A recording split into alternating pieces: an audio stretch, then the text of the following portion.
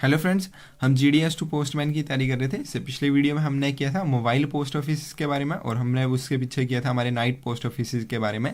आज हम नेक्स्ट करेंगे क्लोज नंबर 5।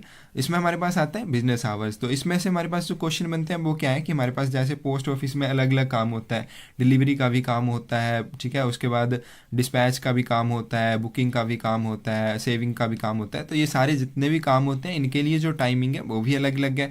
और हमारे जो नॉर्मल वीक डेज होते हैं मंडे टू फ्राइडे, उसमें ये काम जो है अलग समय के लिए होता है, अलग उसकी टाइमिंग रहती है, और जो सैटरडे है उसके लिए अलग टाइमिंग रहती है। तो इसमें हम यही सब पढ़ेंगे। तो इसमें सबसे पहले हमारे पास है normal week days. At every post office and RMS office, the hours during which business is transacted with the public and the time at which mails are delivered and dispatch are clearly notified. प्रत्येक डाकघर और rail डाक सेवा के कार्यालय में काम के उन घंटों को जिनके दौरान जनता से लेन देन किया जाता है और उस समय को जिसमें मेल का वितरण और प्रेषण होता है उसे स्पष्ट रूप से अधिसूचित कर दिया जाता है। मतलब कि हमारे पास कौन कौन से घंटे हैं जिनको स्पष्ट रूप से अधिसूचित कर दिया जाता है, जिसमें हमारे पास जनता से लेन देन किया जाता है, और दूसरा हमारे पास जो मेल है उसका वितरण और प्रेषण होता है। तो ये घंटे जो स्पष्ट रूप से अधिसूचित कर दिए जाते हैं। अब आता है हमारे पास जो इम्पोर्टेंट है, ये हमारे पास प्रीवियस ईयर एग्जाम में भी आया हुआ था कि public business hours are fixed with regard to. जो हमारे पब्लिक बिजनेस आवर्स होते हैं उनको किस चीज़ के ध्यान में रखकर उनको फिक्स किया जाता है। तो इसमें हमारे पास किस किस चीज़ को ध्यान में रखा जाता है। एक तो लोकल कन्वीनियंस, दूसरा हमारे पास आता है arrival and departure time of the mail. तो मेल के पहुंचने का और उसके डिपार्चर का समय, उसके आधार पर ये हमारे जो पब्लिक बिजनेस आवर्स होते हैं इनको फिक्स किया जाता है, इनको तय किया जाता है। उसके बाद हमारे वर्किंग आवर्स। अब हमारे पास ये इंपॉर्टेंट क्वेश्चन है, हमारे पास ये इंपॉर्टेंट टॉपिक है कि हमारे जो वर्किंग आवर्स होते हैं वो कौन कौन से काम के लिए कितने कितने समय तक कौन सा काम होता है पोस्ट ऑफिस में। तो for reference and inquiry, sale of postage stamps and stationery, grant of certificate. तो हमारी जो रेफरेंस होती है या इंक्वायरीज होती हैं, पूछताछ, या फिर हमारे पास कोई भी इंक्वायरी है, हमारे पास जो पोस्टेज स्टैम्प्स होती हैं उनको बेचना, या फिर हमारे पास जो स्टेशनरी होती है उसको बेचना, या जो हमारे सर्टिफिकेट ऑफ पोस्टिंग है इसको ग्रांट करने का जो समय रहता है वो during entire working hours of the office. Office के जो काम के समय हैं उन पूरे समय में ये काम होता रहता है। जो हमारा रेफरेंस वाला है, इंक्वायरी वाला है, या फिर पोस्टल स्टैम्प्स या स्टेशनरी को बेचने वाला है, या फिर सर्टिफिकेट ऑफ पोस्टिंग है, इसको ग्रांट करने का जो काम है, जितना समय हमारा पोस्ट ऑफिस के काम के घंटे के हैं उसके पूरे समय में ये काम होता रहेगा। उसके बाद हमारे पास for booking of registered and insured article and valuable article parcels.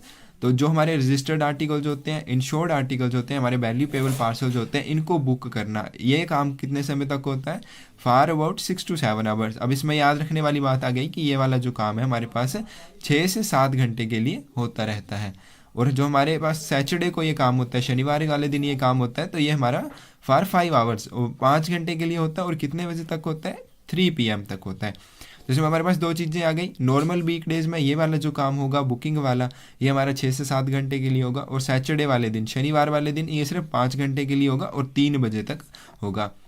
उसके बाद हमारे पास for issue of money order, sale and payment of postal order, saving bank and post office certificate and payment of phone bills.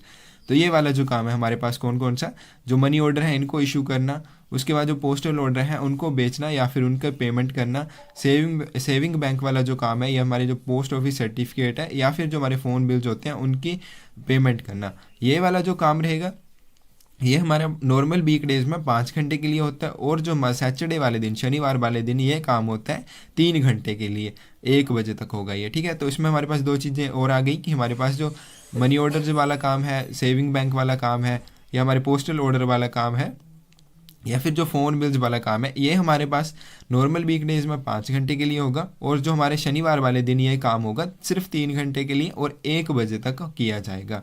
तो ये आ गया हमारे पास। ये हमारे पास जो वर्किंग आवर्स हैं ये आपको बिल्कुल ध्यान से इनको याद रखना है, इनमें से कोई ना कोई क्वेश्चन ज़रूर बन जाता है। उसके आगे business done on Sunday and post office holidays. तो हमारे पास संडे और पोस्ट ऑफिस हॉलीडेज़ वाले क्या क्या बिजनेस होता है, क्या क्या काम होता है। Except night post office, all other post office are generally closed. तो नाइट पोस्ट ऑफिस, इस पिछली वीडियो में मैंने बताया था कि जो हमारे नाइट पोस्ट ऑफिस हैं संडे और पोस्ट ऑफिस हॉलीडेज वाले दिन यही खुले रहेंगे। बाकी चाहे वो हमारे मोबाइल पोस्ट ऑफिस हों, चाहे रेलवे मेल सर्विस वाले पोस्ट ऑफिस हों, वो सारे के सारे क्या होंगे, बंद रहेंगे। Facilities are providing for posting of letters on which the prescribed late fees is paid during certain specific hours in letterboxes at RMS at specified office in letter boxes of the mail vans और RMS। Rail डाक सेवा कार्यालय और कुछ चुने हुए डाकघर के लेटर बॉक्सेज में निर्धारित विलंब शुल्क के साथ पोस्ट करने की सुविधा प्रदान की गई है। ऐसे पत्रों को रेल डाक सेवा के लेटर बॉक्सेज, RMS की डाक गाड़ियों के लेटर बॉक्सेज में हम डाल सकते हैं। तो इसमें क्या आ गया हमारे पास कि हमारे पास जो लेटर होते हैं उनको लेट फीस, निर्धारित लेट फीस के साथ एक हमारे पास फिक्स टाइम होता है कि उस निर्धारित समय के अंदर अंदर अगर हम उनको पोस्ट करना चाहें तो उनको हम जो हमारे रेलवे मेल सर्विस वाले लेटर बॉक्सेज होते हैं उनमें, या फिर हमारे कुछ सिलेक्टेड ऑफिसेज होते हैं उनमें, या फिर जो हमारी मेल वैन होती हैं RMS की, उनके लेटर बॉक्सेज में हम इनको डाल सकते हैं। No clearance of street letter boxes, और जो हमारे संडे और पोस्ट ऑफिस हॉलीडेज वाले दिन क्या नहीं होगा, जो हमारी स्ट्रीट लेटर बॉक्सेज होंगे, जो हमारे गलियों में लेटर बॉक्सेज लगे होंगे, उनकी भी क्लियरेंस नहीं होगी, उनकी भी निकासी नहीं की जाएगी। Registered newspaper end packet of registered newspaper, ये हमारे पास इंपॉर्टेंट है। संडे वाले दिन हमारा जो रजिस्टर्ड न्यूज़पेपर होता है या फिर जो हमारा रजिस्टर्ड न्यूज़पेपर का पैकेट होता है, except on Sunday and post office holidays without late fee, इसको बिना लेट फीस के संडे और पोस्ट ऑफिस हॉलीडेज़ पे कहाँ पे इसको एक्सेप्ट कर लिया जाता है, तो ये जो हमारे प्रेस सॉर्टिंग ऑफिस होते हैं, RMS ऑफिस होते हैं और जो हमारे नाइट पोस्ट ऑफिस होते हैं, इन तीनों जगहों पे संडे और पोस्ट ऑफिस हॉलीडेज़ वाले दिन भी रजिस्टर्ड न्यूज़पेपर या फिर जो हमारा पैकेट होगा रजिस्टर्ड न्यूज़पेपर वाला, उसको बिना किसी लेट फीस के, बिना किसी विलंब शुल्क के एक्सेप्ट कर लिया जाएगा। At every post office or RMS office, the hours during which business is transacted with the public and time at which mails are delivered and dispatched are clearly notified। तो ये हमने अभी पीछे पढ़ा कि हमारे पास किन किन काम के घंटों को क्लियरली नोटिफाई कर दिया जाता है, स्पष्ट रूप से अधिसूचित कर दिया जाता है, जिनके दौरान हमारे पास जो लेन देन है जनता के साथ किया जाता है, और दूसरा हमारे पास जो टाइम है मेल के पहुंचने का और उसके डिलीवर होने का, डिस्पैच होने का, ये सारा जो काम का समय है स्पष्ट रूप से अधिसूचित कर दिया जाता है। उसके बाद आते हैं हमारे मशीन फ्रैंक्ड आर्टिकल्स। तो फ्रैंकिंग मशीन के बारे में हम नेक्स्ट वीडियो में पढ़ेंगे डिटेल में। अभी हमारे पास क्या है, हमारे पास की जो मशीन फ्रैंक्ड आर्टिकल्स होते हैं, जिन आर्टिकल्स के ऊपर फ्रैंकिंग मशीन की छाप लगी होती है, should not be posted in letter boxes और letter box of mail van, उनको ना ही लेटर बॉक्स में डालना चाहिए और ना ही मेल बैन के लेटर बॉक्सेज में डालना चाहिए। आपको ये बिल्कुल याद रखना है कि जो हमारे मशीन फ्रैंक्ड आर्टिकल्स हैं उनको ना ही हम लेटर बॉक्सेज में डाल सकते हैं और ना ही हमारे पास जो मेल बैन के लेटर बॉक्सेज होते हैं उनमें डाल सकते हैं। इनको सिर्फ हमारे पास जो पोस्ट ऑफिस विंडो है वहीं पर प्रेजेंट किया जाता है, तो इसके बारे में हम कल डिटेल में पढ़ेंगे। अभी हमारे पास सिर्फ इतना ही है कि मशीन फ्रैंक्ड आर्टिकल्स को कहाँ पोस्ट नहीं कर सकते हैं। उसके बाद हमारे पास क्लोज नंबर 8 में आती हैं पोस्ट ऑफिस हॉलीडेज़। जो डाकघर में हमारे पास छुट्टियां होती हैं वो हमारे पास टोटल होती हैं 17 हॉलीडेज़। तो क्वेश्चन ये हमारे पास प्रीवियस ईयर एग्जाम में पूछा गया था कि हमारे पास पोस्ट ऑफिस में टोटल कितनी हॉलीडेज़ होती हैं। तो फ्रेंड्स हम जितना भी पढ़ रहे हैं ये सारे का सारा इंपॉर्टेंट है।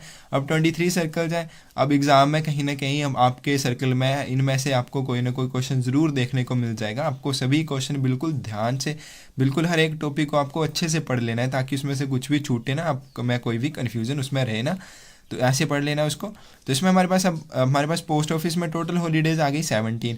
अब आपसे क्वेश्चन पूछा जाता है कि हमारे पास पोस्ट ऑफिस में टोटल हॉलीडेज़ कितनी है जो एक साथ मनाई जाती हैं, वो सभी सर्कल में होती हैं। तो वो 11 हॉलीडेज़ हैं आपके पास टोटल, जो हर एक सर्कल में एक साथ मनाई जाती हैं। तो वो कौन कौन सी हैं? एक रिपब्लिक डे है, उसके बाद Independence Day, Mahatma Gandhi Jayanti, Eid ul Zuha, Muharram, Eid ul Fitr, Good Friday, Christmas Day, Buddha Purnima, Guru Nanak जयंती और महावीर जयंती। तो ये 11 हॉलीडेज़ हैं जो हर एक सर्कल में एक साथ मनाई जाएंगी। और जो 6 हॉलीडेज़ बच गई, 11 ये हो गई, उसके बाद 6 इसके साथ मिला के टोटल हो गई आपके पास 17। अब जो 6 हॉलीडेज़ बच गई, ये हॉलीडेज़ प्रत्येक सर्कल में अलग अलग दिन मनाई जाती हैं। ये प्रत्येक सर्कल की अलग अलग होती हैं। इसमें हमारे पास जो सिर्फ 11 है वही इकट्ठी मनाई जाएंगी, 6 ये अलग अलग मनाई जाएंगी। उसके बाद हमने पीछे पढ़ा कि लेट फीस के साथ आर्टिकल्स हैं उनको पोस्ट करने की सुविधा मिल जाती है। तो जो रजिस्टर्ड आर्टिकल्स हैं उनके ऊपर जो लेट फीस लगती है वो लगती है 3 रुपये, अनरजिस्टर्ड आर्टिकल के ऊपर लगती है 2 रुपीज़। नेक्स्ट आता है हमारे पास desirability of pre payment of postage, डाक के पूर्व भुगतान की वांछनीयता, कि हमारा जो डाक भार है उसका अगर हम पूरा भुगतान करते हैं तो उसके लिए हमें क्या, मतलब उसकी सुविधा है, उसके लिए हमें क्या चीज़ मिल जाती है। तो इसमें हमारे पास है फुली प्रीपेड आर्टिकल्स होंगे तो उनकी हमारे पास फास्ट डिलीवरी होगी, जल्दी से डिलीवरी हो जाएगी और साथ में उनकी सिक्योरिटी भी मिलेगी, उनको सुरक्षा भी मिलेगी। बट अगर वो फुली प्रीपेड नहीं है तो उसमें ना ही कोई ज़्यादा सिक्योरिटी मिलेगी और उनको detention for purpose of taxing the postage due on them, और उनको डिटेन भी करके रखा जा सकता है, हिरासत में भी लिया जा सकता है, और नो स्पेशल डिलीवरी, और उनकी ना ही कोई स्पेशल डिलीवरी की जाएगी। पोस्टेज स्टैम्प एंड स्टेशनरी, उसके बाद हमारे पास क्लोज नंबर 10 में आ जाता है पोस्टेज स्टैम्प्स एंड स्टेशनरी। तो इसमें हमारे पास जो पोस्टेज स्टैम्प्स आती हैं ये पेमेंट ऑफ पोस्टेज, जो डाक का भुगतान है उसके लिए हमारे पास जो पोस्टेज स्टैम्प्स का यूज़ किया जाता है। Issued by Indian post office under the authority of government of India, और इनको पोस्ट ऑफिस के द्वारा इशू किया जाता है, और किसकी अथॉरिटी के अंडर इशू किया जाता है? गवर्नमेंट ऑफ इंडिया की अथॉरिटी के अंडर इशू किया जाता है। तो इसमें हमारे पास क्या इंपॉर्टेंट आ गया कि हमारी जो पोस्टेज स्टैम्प्स होती हैं इनका यूज़ क्या होता है? तो इनका यूज़ होता है डाक का भुगतान करने के लिए, और इसको इशू कौन करता है? इसको इशू करता है पोस्ट ऑफिस, और किसकी अथॉरिटी के अंडर करता है? गवर्नमेंट ऑफ इंडिया की अथॉरिटी के अंडर करता है। और उसके बाद हमारे पास आ गया हमारे पास कि लेट फीस के लिए, लेट फीस कितनी कितनी लगती है पोस्टिंग करने के लिए? तो रजिस्टर्ड आर्टिकल के लिए 3 रुपये, अनरजिस्टर्ड के लिए 2 रुपये हो गई। और उसके बाद हमारे पास टोटल कितनी हॉलीडेज़ हैं, और जो 11 हैं वो एक साथ मनाई जाती हैं और 6 जो अलग अलग मनाई जाती हैं। तो ये आपको बिल्कुल ध्यान से इनको पढ़ लेना है। उसके बाद हमारी रेवेन्यू स्टैम्प्स। अब रेवेन्यू स्टैम्प्स क्या होती हैं? राजस्व मुद्रांक जो होते हैं, post office also sell revenue stamps issued by central government. अब जो हमारे पीछे पढ़ी हमने कि जो हमारी पोस्टेज स्टैम्प्स होती हैं ये हमारी इशू की जाती हैं, जो हमारी पोस्ट ऑफिस होते हैं उनके द्वारा इशू की जाती है under the authority of Indian government. यह होगी हमारी पोस्टेज स्टैम्प्स। बट जो हमारी रेवेन्यू स्टैम्प्स होती हैं, राजस्व मुद्रांक होते हैं, इनको सेंट्रल गवर्नमेंट जो केंद्र सरकार होती है वो इशू करती है, और पोस्ट ऑफिस सिर्फ इनको बेचने का काम करता है। Revenue stamps can not be used for payment of postage. तो जो हमारी पोस्टेज है उनकी पेमेंट के लिए, उनकी भुगतान के लिए हमारी जो रेवेन्यू स्टैम्प्स हैं उनका यूज़ नहीं किया जाता है। फ्रैंकिंग मशीन इंप्रेशन, अब फ्रैंकिंग मशीन के बारे में हम नेक्स्ट वीडियो में करेंगे, बट इस यहाँ पे हमारे पास है कि जो फ्रैंकिंग मशीन इंप्रेशन होती है उसकी शाप होती है। Postage charges also paid by impression of franking machine proper. तो इसमें क्या है हमारे पास कि प्रॉपर फ्रैंकिंग मशीन के शाप से क्या किया जा सकता है, जो पोस्टेज चार्जेस हैं उनका भुगतान किया जा सकता है। तो ये बात हमारे पास, अब कई बार क्वेश्चन क्या पूछा जाता है एग्जाम में कि हमारे पास जो पोस्टेज चार्जेस हैं उनका भुगतान कैसे कैसे किया जा सकता है। तो हमारे पास पोस्टेज स्टैम्प्स हो गई, ठीक है, फ्रैंकिंग मशीन की शाप हो गई, तो इनके द्वारा हमारे पास जो पोस्टेज चार्जेस है उनका भुगतान किया जा सकता है। तो क्वेश्चन में ये भी पूछा जाता है प्रॉपर फ्रैंकिंग मशीन इंप्रेशन के साथ भी किया जा सकता है या नहीं। तो आपको ये याद रखना है कि हमारे पास जो फ्रैंकिंग मशीन की इंप्रेशन होती है वो प्रॉपर होनी चाहिए, उसके साथ भी हम पोस्टेज चार्जेस का भुगतान कर सकते हैं। नेक्स्ट आता है हमारे पास फ्लैटली ब्यूरो। हमारा जो फ्लैटली ब्यूरो है ये होता है क्या है? In order to cater to the needs of philatelists and stamp collectors, department है सेटअप फ्लैटली ब्यूरोज। डाक टिकट संग्रहकर्ताओं की आवश्यकताओं को पूरा करने के लिए फ्लैटली ब्यूरो की स्थापना की गई है। तो आपको याद रखना है कि जो हमारे फ्लैटली ब्यूरो हैं, डिपार्टमेंट ने इनकी स्थापना क्यों की है? ताकि जो टिकट संग्रह करता है उनकी आवश्यकताओं को पूरा किया जा सके। और जो ओवरसीज़ ऑर्डर्स होते हैं, जो विदेशी ऑर्डर्स होते हैं फ्लैटली ब्यूरो के, ये कहाँ पे एग्जीक्यूट किए जाते हैं, कहाँ पे निष्पादित किए जाते हैं? At Indian philately bureau Bombay GPO. तो ये हमारे पास बिल्कुल इंपॉर्टेंट क्वेश्चन है, आपको बिल्कुल इसको ध्यान में रखना है कि जो विदेशी ऑर्डर होते हैं फ्लैटली के, ये हमारे पास बॉम्बे जीपीओ में निष्पादित किए जाते हैं। नेक्स्ट आता है हमारे पास pre payment of postage in cash, नकद में डाक का पूरा भुगतान in certain important post office. तो ये हमारे पास कुछ सर्टेन इंपॉर्टेंट पोस्ट ऑफिस में ये वाली सुविधा उपलब्ध है, pre payment of postage in cash वाली। और इस सुविधा को ऑथराइज कौन करता है? ये हेड ऑफ सर्कल जो होता है हमारे पास CPMG, जो चीफ पोस्ट मास्टर जनरल होता है, उसके द्वारा ये हमारे पास ऑथराइज किया जाता है इस सुविधा को, pre payment of postage in cash वाली को। और ये होती किसके लिए? फॉर फर्म्स एंड कंपनीज और other person who post large number of unregistered packets. ऐसी फर्म या कंपनी या ऐसा पर्सन कोई जो बड़ी मात्रा में अनरजिस्टर्ड पैकेट्स को पोस्ट करता है, मिनिमम 500 इन बिग सिटीज़ और मिनिमम 250 इन स्मॉल सिटीज़। तो बड़े शहरों में कम से कम 500 और छोटे शहरों में 250 अनरजिस्टर्ड पैकेट को पोस्ट करने वाली फर्म या कंपनी या फिर पर्सन के लिए यह सुविधा होती है। Certain post office in Bombay, Calcutta, Madras, Nagpur and Delhi also authorised bye head of circle. तो इसमें क्या है हमारे पास कि कुछ एक हमारे पास जो बॉम्बे, कलकत्ता, मद्रास, नागपुर या दिल्ली में पोस्ट ऑफिस हैं उनको भी ऑथराइज़ किया गया हेड ऑफ सर्कल द्वारा, जो हमारी pre payment of postage in cash है इस सुविधा के लिए। बट ये है किसके लिए? Senders use special registered journal.